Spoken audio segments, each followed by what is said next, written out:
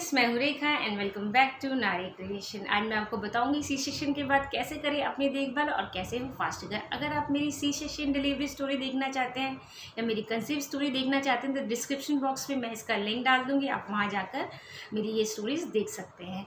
आइए शुरू करते हैं आज का वीडियो। सी सेक्शन डिलीवरी के बाद मुझे 2 घंटे के अंदर वार्ड में शिफ्ट कर दिया गया। जब मैं वार्ड में शिफ्ट हुई तो मैं बिल्कुल तो नहीं मतलब थोड़ी बहुत होश में थी। मुझे पता था कि मेरे आसपास लोग हैं और बहुत खुश हैं और मुझे एक बेटा हुआ है, तो ये सारी चीज़ें तो बहुत खुशी की बात थी। लेकिन मैं उस टाइम पे इस कंडीशन में नहीं थी कि मैं ये सारी चीज़ें एक्सप्रेस कर सकूं, पर हाँ, मैं वाकई बहुत खुश थी।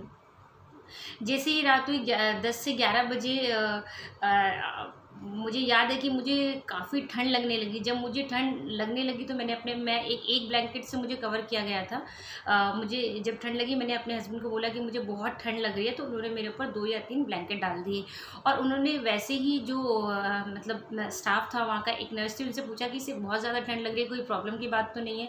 तो उन्होंने बताया कि एनेस्थीसिया के बाद ये बहुत नॉर्मल है कि ठंड लगती ही लगती है, तो आप इनको कवर कर दीजिए और ऐसी कोई भी प्रॉब्लम वाली बात नहीं है। तो उन्होंने मुझे कवर कर दिया और पूरी रात मेरे पैरों को वो रब करते रहे क्योंकि मुझे बहुत ठंड लगी और मुझे पता नहीं है कि कब मैं सो गई।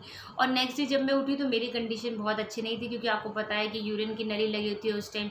हाथ में भी एक कैनॉल टाइप लगा होता है, जिससे कि आपको सारी चीज़ें मतलब इंजेक्शन है या ग्लूकोज है, वो सारी चीज़ें उसके थ्रू ही आपकी बॉडी में जाती हैं। तो वो तो सारी चीज़ें चल ही रही थी, लेकिन मैं बहुत ज़्यादा बेटर फील नहीं कर रही थी क्योंकि स्टिचेस में बहुत की मूव नहीं कर पा रही थी, बहुत ज़्यादा स्टिचेस में पेन हो रहा था। तो मुझे जो नर्स है उसने आगे कहा भी कि आप थोड़ा बहुत मूव करते रहिए। तो मैं उस जैसे वो इंस्ट्रक्शन मुझे दे रहे थे उसी तरीके से मैं मूव कर रही थी, थोड़ा बहुत मैं मूव कर रही थी, लेकिन मेरे पैरों में भी उतनी जान नहीं थी। उसके बाद जो थर्ड डे था, थर्ड डे में उन्होंने मुझे कहा कि थोड़ा उठकर बैठिए। तो थर्ड डे में मैं सपोर्ट से जो बेड का सपोर्ट होता है उससे उठकर बैठी थी। तो वो तो रही हॉस्पिटल की बात। उसमें एक चीज़ और है कि थर्ड डे में ही मुझे खाना दे दिया गया और जो खाना था वो लिक्विड फॉर्म में था। तो आप ये बिल्कुल ध्यान रखिए कि जो भी आपके घर से आए या हॉस्पिटल से मिलता है, जितना ज़्यादा आप लिक्विड फॉर्म में उस टाइप पे फूड लेंगी, आपको उतनी ही जल्दी अच्छा फील होगा आपके पेट में, क्योंकि बहुत ज़्यादा मरोड़ या दर्द रहता है तो उस टाइम पे ईजी टू डाइजेस्ट होगा। इसके साथ आप पानी कंटिन्यू पीते रहिए। डॉक्टर्स और या नर्स जो भी आते हैं वो यही बताते रहते हैं कि आप पानी पीजिए, क्योंकि पानी पीने से जितनी भी आपके बॉडी में टॉक्सिन है उस टाइम पे, जितनी भी दवाई जा रही है और सारी चीज़ें जिनकी वजह से कुछ रिएक्शन हो रहा है, वो सारे रिएक्शन ख़त्म हो जाते हैं। क्योंकि मुझे याद है मुझे एक्चुअली सर्वाइकल का प्रॉब्लम है और सर्वाइकल में जब एनेस्थीसिया लगता है तो सर्वाइकल उखड़ जाता है। तो मुझे जो मेरा ये वाला एरिया था हेड के नीचे वाला, वो इतना ज़्यादा पेन कर रहा था, इतना ज़्यादा पेन कर रहा था कि मैं अपना हेड जो है डाउन भी नहीं कर पा रही थी। तो मैंने डॉक्टर को बताया कि मुझे बहुत ज़्यादा पेन हो रहा है। तब उन्होंने बताया कि अगर आपको सर्वाइकल का प्रॉब्लम है और किसी किसी को नहीं भी होता तो भी उसे इस एरिया में बहुत ज़्यादा पेन होता है। तो उन्होंने उसके लिए मुझे एक ट्यूब लिखा जिससे मुझे यहाँ पर मलना था। लेकिन मुझे इसके साथ जो वहाँ का एक नर्स स्टाफ थी उसने मुझे बहुत अच्छी चीज़ बताई कि आप जितना ज़्यादा पानी पिएंगी और जितना ज़्यादा यूरिनेट करेंगी, आपका ये पेन उतनी जल्दी चला जाएगा। तो बिल्कुल मैंने ऐसे किया। आपको पानी भी इतना सारा नहीं पीना कि आपको एक साथ ही बहुत सारे पीना है, आपको थोड़ी थोड़ी क्वांटिटी में थोड़ी थोड़ी देर बाद पानी पीना है। थोड़ी थोड़ी क्वांटिटी में आप पानी पीते रहिए, इससे आपको पानी की कमी नहीं होगी। आपकी बॉडी में जो भी टॉक्सिन्स है वो सारे बाहर निकल जाएंगे। तो ये रही थर्ड डे की बात। फोर्थ डे में वहाँ से डिस्चार्ज हो गई। अच्छा, फोर्थ डे डिस्चार्ज होने से पहले देखिए मैं आपको बता दूँ, ज़्यादातर हॉस्पिटल में ये कंडीशन होती है कि जब तक कि जिसके भी सी सेक्शन हुआ है उसको मोशन नहीं आएंगे तब तक डिस्चार्ज नहीं किया जाता। तो मुझे बहुत ईजिली मोशन आ गए थे, मतलब मुझे बहुत प्रॉब्लम नहीं हुई, मुझे अच्छे से मोशन आ गए। उसके बाद मुझे गैस भी पास होने लगी, तो सारी चीज़ें नॉर्मल हो गई थी। तो फोर्थ डे जो है मैं वहाँ से डिस्चार्ज होके मैं घर आई। घर आके मुझे एक रूम में शिफ्ट कर दिया गया। जब मैं एक रूम में शिफ्ट हुई तो उसमें मेरे हस्बैंड और मैं थे। और उस टाइम तक मैंने अपने बच्चे को ब्रेस्ट फीड नहीं कराया था, बॉटल फीड पर था वो, क्योंकि मैं इस कंडीशन में ही थी। और वहाँ पर मुझे किसी स्टाफ ने ये बताया भी नहीं या उन्होंने कोशिश भी नहीं की। और मैं फ़र्स्ट टाइम मदर बनी हूँ तो मुझे इस बारे में बहुत ज़्यादा नॉलेज नहीं थी। जब मैं घर आई तब भी मेरा बेटा बॉटल फीड पे था। उसके बाद बॉटल फीड पे था। जब मुझे घर पे बेड पे शिफ्ट कर दिया गया तो रात में जब मेरा बेटा 4th डे में ही उठा, तो मेरे हस्बैंड जब बॉटल बनाने के लिए उठे तो ऑब्वियसली वहाँ पर कोई नहीं था, तो मुझे ही उठना था। तो 4th डे में ही मैंने 4th डे की नाइट से ही मैंने अपने बेटे को संभालना शुरू कर दिया। जब 4th डे की नाइट में जब मैं उठी उसको अपने बच्चे को उठाने के लिए कि भाई अगर वो बॉटल बना रहा है तो कोई तो होना चाहिए जो उसे पकड़ेगा, तो ऑब्वियसली वो मैं ही हूँ। तो मुझे उठने में बहुत ज़्यादा दिक्कत हो रही थी। तो जब मैं उठकर बैठी तो मैं आपको सबसे पहले चीज़ बता दूँ कि जब भी आप सी सेशन के बाद बैठना शुरू करें तो या तो आप कोई भी बैक साइड पे अपनी अपनी मतलब बैक सपोर्ट लेकर बैठिए। अगर बेड के साइड पे बैठते हैं तो 2 या 3 पिलो लगा लीजिए और उसके सपोर्ट से बैठिए। सपोर्ट से बैठने की 2 फ़ायदे, एक तो ये कि आपके स्टिचेस पे बहुत ज़्यादा पेन नहीं होगा, क्योंकि उस टाइम पे आपको वेट उठाने के लिए बिल्कुल मना किया जाता है। और सेकंड थिंग कि आपको अगर आप स्टार्टिंग में सपोर्ट लेके नहीं बैठेंगे तो आपको बैकेज की प्रॉब्लम हो जाएगी। मैंने ज़्यादातर लोगों से सुना है कि बैक में उनको सी सेशन के बाद बहुत ज़्यादा प्रॉब्लम रहती है या कमर का दर्द रहता है। तो अगर ये 2 चीज़ों का आप ध्यान रखेंगे, मैं आपको बताऊं कि मैं अभी तक भी अपने बच्चे को फीड कराती हूँ।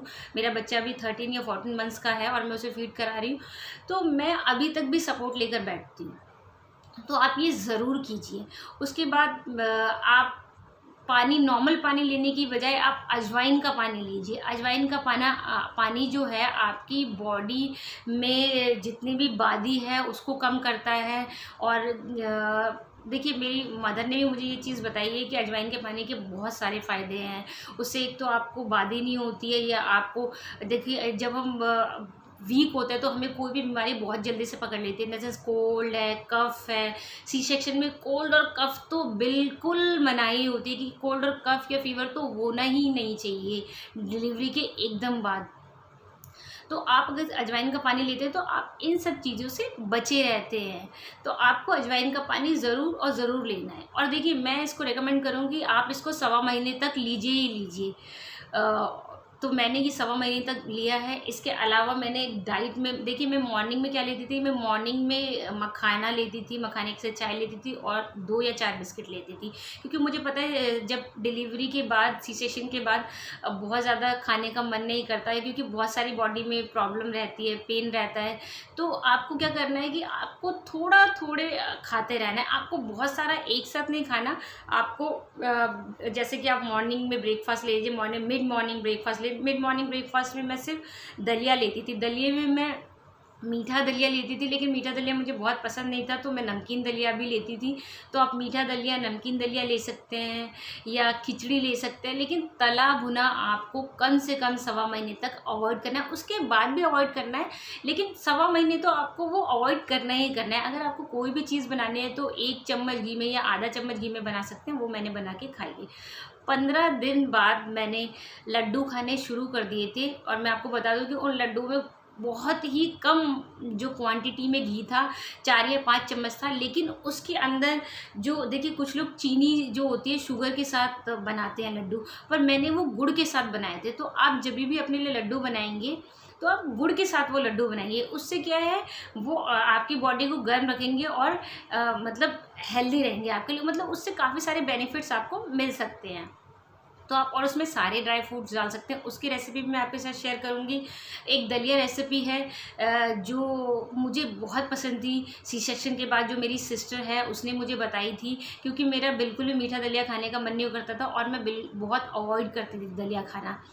जब उसने मुझे रेसिपी बताई उसके बाद वो दलिया मैं आज तक खाती हूँ। और देखिए दलिया खाने के आपको क्या क्या फ़ायदे, दलिया खाने से अगर आप ब्रेस्ट फीडिंग करा रहे हैं तो आपको दूध बहुत अच्छा बनेगा, और अगर आपको दूध अच्छा बनता है तो आपका बच्चा बहुत अच्छे से फीड कर सकता है। तो आप दलिया ज़रूर खाइए। एक और चीज़ बताती हूँ मैंने जो खाई है, आप पपाया ज़रूर खाइए। जो पपाया पपीता, आप 1 बोल पपीता रोज़ खाइए सी सेक्शन डिलीवरी के बाद। आप देखेंगे आपको इतना अच्छा दूध बन रहा है बॉडी में, इतना अच्छा दूध बन रहा है कि आपको कोई भी सप्लीमेंट लेने की ज़रूरत नहीं है। क्योंकि देखिए मैंने तो पपाया स्टार्टिंग में नहीं खाया था, मैंने थोड़े टाइम बाद खाया था। तब मुझे मतलब स्टार्टिंग में मुझे बिल्कुल भी दूध नहीं बन रहा था बॉडी में। तो मैंने तो एक शतावरी टैबलेट भी ली थी, उससे भी मुझे दूध नहीं बना। लेकिन जब मैंने अपनी डाइट में चेंज किया, आई मीन मैंने दलिया खाना शुरू कर दिया, मैंने इसके बाद पपाया भी लिया है, और इसके बाद मैं आपको बताऊँ, मैं एक टाइम मिल्क पीना मुझे बिल्कुल पसंद नहीं है, लेकिन मुझे पीना पड़ा क्योंकि भाई एक बच्चे का सवाल है, मेरे साथ एक बच्चा भी जुड़ गया है अब, तो मुझे मिल्क भी लिया मैंने। तो आप बिना क्रीम वाला दूध लीजिए, फुल क्रीम दूध नहीं लेना, आपको नॉर्मल दूध लेना है जो टोन होता है। तो आप टोन वाला दूध लीजिए, और आप देखेंगे आप इतनी जल्दी और फास्ट रिकवर हो रहे हैं, आप सोच भी नहीं सकते हैं। दिन में जो है आप ले सकते हैं दाल चावल सब्जी ले सकते हैं। देखिए मैं ये आपको ये नहीं कि चावल आप बहुत ज़्यादा खाना स्टार्ट मत कीजिए, चावल सिर्फ आप थोड़ी क्वांटिटी में लीजिए, और दाल लीजिए ज़्यादा, और 2 रोटी लीजिए, इस तरीके से खाना खाइए। और नाइट में आप बहुत हल्का खाना खाइए। हल्के में आप ले सकते हैं दाल दलिया ले सकते हैं, मूंग की दाल की खिचड़ी ले सकते हैं। देखिए 1.25 महीने आप सेम रूटीन फॉलो कीजिए, पर आप इसे थोड़ा चेंज कर सकते हैं अपने अकॉर्डिंग, जो भी आप करना चाहें। इससे आप देखेंगे आपको इतनी जल्दी और इतनी फास्ट रिकवरी होगी, आप सोच भी नहीं सकते। अपनी नींद पूरी तरीके से कंप्लीट कीजिए।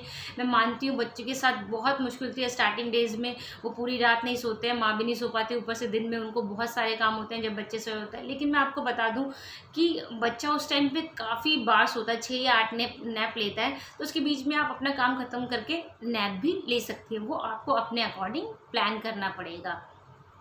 इसके अलावा मैं एक चीज़ आपको और बता दूं, स्टार्टिंग में स्टिचेस बहुत मतलब बहुत ज़्यादा उनके ऊपर पानी नहीं डालना चाहिए। मैं आपको मतलब मुझे बहुत लोगों ने बताया कि पानी नहीं लगना चाहिए, क्योंकि पानी लगने से टाँके टूट सकते हैं या टूटने के चांसेस होते हैं। तो इसके लिए आपको करना है वाटरप्रूफ बैंडेज, या तो आपको लगा लेनी है, या मैं आपको बताऊं आप स्पॉन्ज बाथ भी ले सकते हैं। अगर आपको लगता है आपको डर लग रहा है नहाने में या कोई प्रॉब्लम है, क्योंकि इंडिया में तो बहुत गर्मी पड़ती है, तो आप इसके लिए क्या कर सकते हैं, आप इसके लिए स्पॉन्ज बाथ भी ले सकते हैं, जब तक कि आपके टाँके ना कटें, और जब तक आप अपने डॉक्टर से इसके बारे में सलाह ना ले लें। और देखिए स्टिचेस में मैं अलग से एक वीडियो बनाऊंगी, इसलिए क्योंकि ये वीडियो बहुत लंबा हो जाएगा। मैं आपको बताऊंगी कैसे कैसे क्या क्या करना है, तो उस वीडियो में मैं सारी चीज़ें अलग से आपको बता दूंगी। और देखिए बच्चे के साथ आपको क्या करना है, मैंने बहुत सारे लोगों को देखा, देखिए वो न्यू बॉर्न बेबी है, उसको हर चीज़ से बचा के रखना है। जब आप हॉस्पिटल में होते हैं तो बहुत सारे लोग होते हैं जो आते हैं, बच्चे को नोट पकड़ा देते हैं, या हर कोई आकर उसे छूता है, उससे इन्फेक्शन होने के चांसेस बहुत ज़्यादा होते हैं। तो या तो आप सैनिटाइज़र रखिए अपने पास, कि जो भी उससे कोई गोद में ले वो अपने हैंड सैनिटाइज कर ले, और या फिर अगर वो करेंसी देता है तो वो करेंसी उसको ना दे, वो आपको दे दे। तो ये आपके बेबी के लिए बहुत ही अच्छी चीज़ है। इसके अलावा आप बहुत सारे लोगों में रीति रिवाज होता है कि बच्चा होता है तो उसे कुछ चटा दिया जाता है, कुछ भी कर दिया जाता है, तो ये बिल्कुल भी नहीं करना, क्योंकि माँ का दूध ही बच्चे के लिए अमृत है। तो उसके अलावा उसे 6 मंथ तक कुछ नहीं देना है। तो ये है मेरी सी सेक्शन डिलीवरी स्टोरी। अगर आप इसको फॉलो करते हैं तो अच्छा फॉलो करते हैं तो आप मानिए कि बहुत आपको इससे बेनिफिट होगा।